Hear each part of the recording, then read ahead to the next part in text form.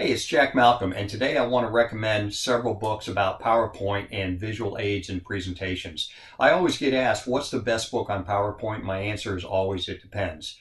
Books, as I've said in previous videos, are tools, and you need to use the right tool for the right job. What I've put behind me is I've stacked up a number of the books that I've read on PowerPoints and visuals, and I've probably learned a lot from every book in here. So I don't want to downgrade the ones that I won't talk about, but I want to mention 4 books specifically that I think would be very useful to you in order to design and present excellent visual presentations. One book I'm going to say that you should always have, and 3 more books that you probably want to have depending on what you're trying to accomplish.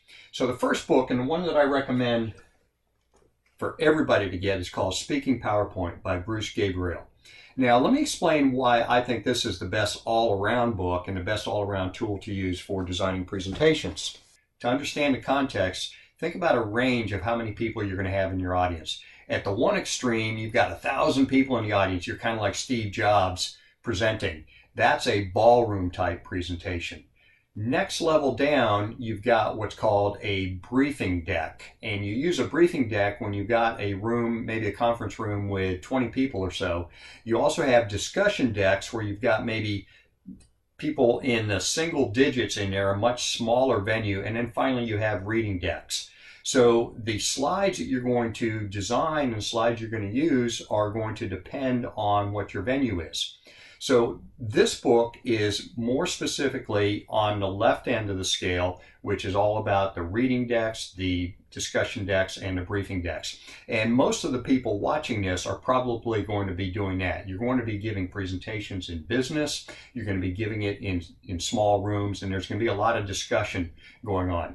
So this book is excellent for designing slides, especially for that type of environment.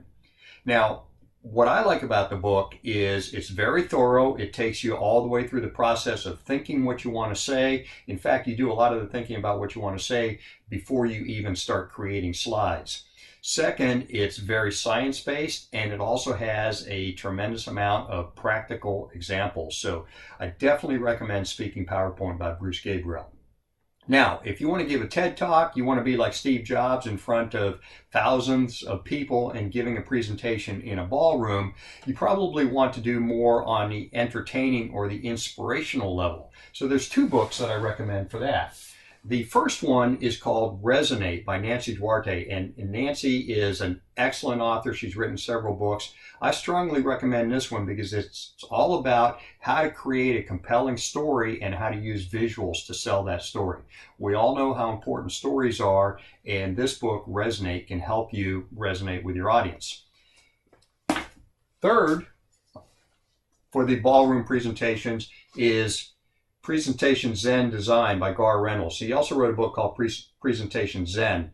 I happen to like this one because it's useful for a design challenge klutz like me to understand how to create some designs that A, aren't ugly, and B, are actually quite memorable and might be quite stimulating to the audience. So that's the kind of thing, if you're not a professional designer, this is a book for you.